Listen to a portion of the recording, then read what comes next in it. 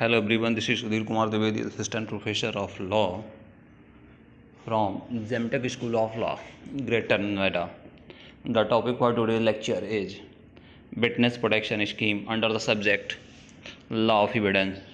As we all know that witness is a very important person to help the court to decide the case.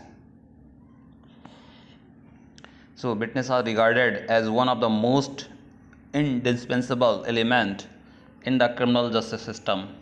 It is because of them that the trial court finds some substance so as to arrive at a fair conclusion. The inputs provided by the witness may have direct bearing on the conviction or acquittal of an accused. Hence, it is desired that such witness be protected from the worth of extraneous factors that have the capability to change his stance over a particular case. Extraneous factors in form of corruption or threats from a majority which result in turning of the witness hostile, hence become rudimentary for the state to ensure protection of such witness so as to not to alter the prescribed course of the justice. Now let's see what is the definition of the witness. We know that the definition of the witness is nowhere provided in the Criminal Procedure Code and in Indian Evidence Act. The Black Law Dictionary defines it as, in the primary sense of the word, a witness is a person who has knowledge of an event. So the person who is having witness in any of the way, whether he has seen the incident or in some other way by perceiving with the five senses, then he is considered as a witness. The word a witness is a person who has knowledge of an event. At the most direct mode of acquiring knowledge of an event, it is seeing it. The witness has acquired the sense of a person who is present at the and observes the transaction. As per this scheme, that is the Witness Protection Scheme 2018, the witness is a means a person who possesses information or document about any crime regarded by the competent authority as being a material to any criminal proceedings, and who has made a statement or has given or agreed or is required to give evidence in relation to such proceedings. So the person is having knowledge, who is have observed the any incident, and he is required as a, he has already given the statement, is this or he is required or he has been agreed to give the evidence, is considered as a witness under the proceeding. Now, what is the need for this scheme? It is a rule of law that no rights of the witness should be prejudiced by way of threats, intimidation, or corruption. Therefore, to allow him to testify for or against the case which he had been a witness to with full liberty. In the words of Jeremy Bentham, witnesses are the eye and ears of the court. Hence, it becomes imperative on part of the state to provide adequate protection to the witness to ensure ideal working of the will of the justice. That is the very important factor, that unless we know that a witness will not be protected, the court will not able to conclude any trial.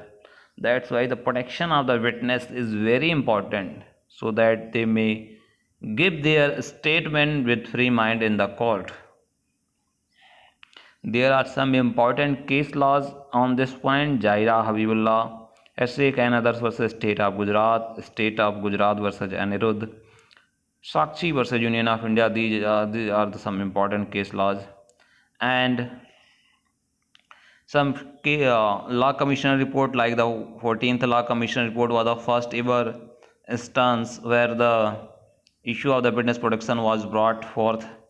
Then after that, 154th law commission report, dealt with the plight of the witnesses. Then 172 and 178 report laid emphasis on the protection of the witness from the wrath of the accused. 198th report, titled Witness Identity Protection and Witness Protection Programs, emphasized that the witness protection scheme need not to be limited to the cases of terrorism or sexual offences but should extend to all serious offences, thereby increasing the ambit of its applicability and functioning. The bench, comprising of Justice A.K. Sikri and Justice S. Abdul Nazir, identified the rights of the witnesses to testify within the ambit of Article 21 of the Indian Constitution and said that the right to testify in court in a free and fair manner without any pressure and threat whatsoever is under a serious attack today. If one is unable to testify in court due to threats or other pressure, then it is a clear violation of Article 21 of the Indian Constitution.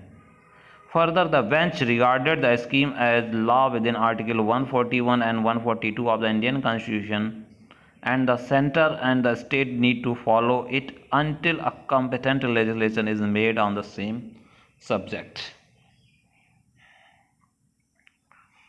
So let's see the rights of the various law commission and reports. And the witness protection scheme had identified certain rights that a witness should possess. First one is that the right to secure waiting place while at a court proceeding, a right to information of the status of the investigation and prosecution of the crime, a right to be treated with compassion and dignity and respecting privacy, a right to protection from harm and intimidation, a right to give evidence without revealing identity, a right to stay at the safe place and transportation. It shall be mandatory for investigating officer court to inform each and every witness about the existence of witness protection scheme and its silent feature. Type of the protection measures as per the provisions of the Victim Protection Scheme 2018. The magnanimity of protective measure taken by the competent authorities shall always be proportional to the threat faced by the witness for the given period of time. They may include, but is not limited to, the following: to ensure that the accused and the witness are not put up together during the trial of the investigation, contacting the telephone company to allot the witness an unlisted telephone number, that is very important in today's era, giving adequate security to the witness in form of body protection, regular patrol, and by use of security devices such as CCTV, fencing security doors at his home, change in the identity of the witness and suppressing the original identity, changing the residence of the witness to somewhere else, providing a conveyance in a government vehicle and to and from the court in the date of hearing, to ensure the presence of the additional person at the time of the recording of the statement of the witness, holding of in camera trial using usually designed courtrooms equipped with one-way mirror, separate passes for the accused and the witness, along with options to modify the face, or using voice change mechanism through software of the witness to suppress his identity, giving timely financial aids for the substance of the witness from the Witness Protection Fund. Apart from the above protection measure, other miscellaneous measure may be taken up to the request of the witness. Apart from the above protection measure, the witness may ask for himself any other measure by way of application forwarded to the competent authority.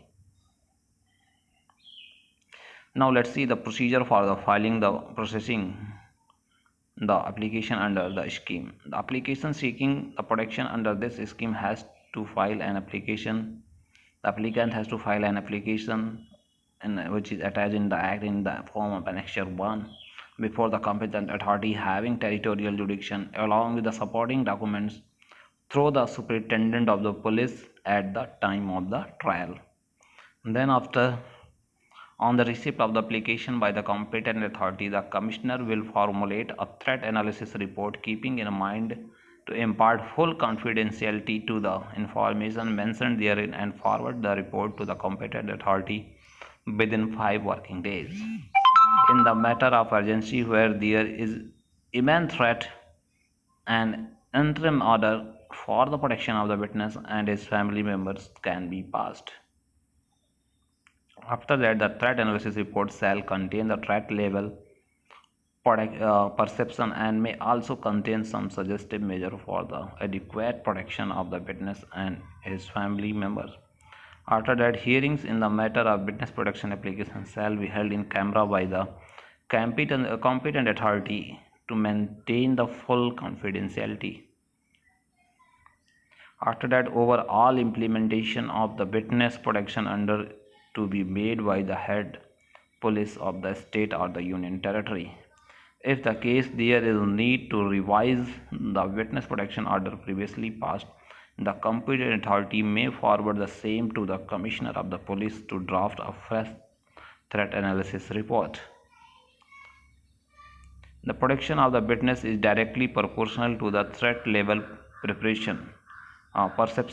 The scheme has divided the witness as per the threat perception into 3 categories. First one is the threat level. First category, that is threat extends to the life of the witness or his family and thereby affecting their normal way of life. And the second is the threat extends to the safety and reputation. And the third one is the moderate threat or the extent to the harassment and intimidation. The category A forms the greatest among all because the threat extending therein may find its presence even after a trial or the investigation is complete. Now it is important to know the protection of identity, change of identity and relocation of the witness. These 3 should be always taken into consideration. Witness protection fund, there is a provision regarding the witness protection fund in the scheme. Under the scheme, there shall be a witness protection fund operated by the Ministry of the Department of the Home Affairs under the state or union territory, from which the expenses of the implementation of the witness protection order have to be met. The fund is to be maintained by the state and the union territories and shall comprise of budgetary allocation made by the annual budget presented by the state government, a receipt of fines imposed under section 357 of the code of the criminal procedure order to be deposited by the courts, donation and contribution from the various charitable trusts, philanthropists and individual permitted by the government, funds contributed under the corporate social responsibility. Then the Witness Protection Scheme 2018 has been approved by the Supreme Court in its landmark judgment of Mahendra Chawla versus Union of India, making the first attempt to bring the protection of the witness under the ambit of the law and putting the responsibility on the state to implement it effectively. That's all about the victim protection, the witness protection scheme. Thank you.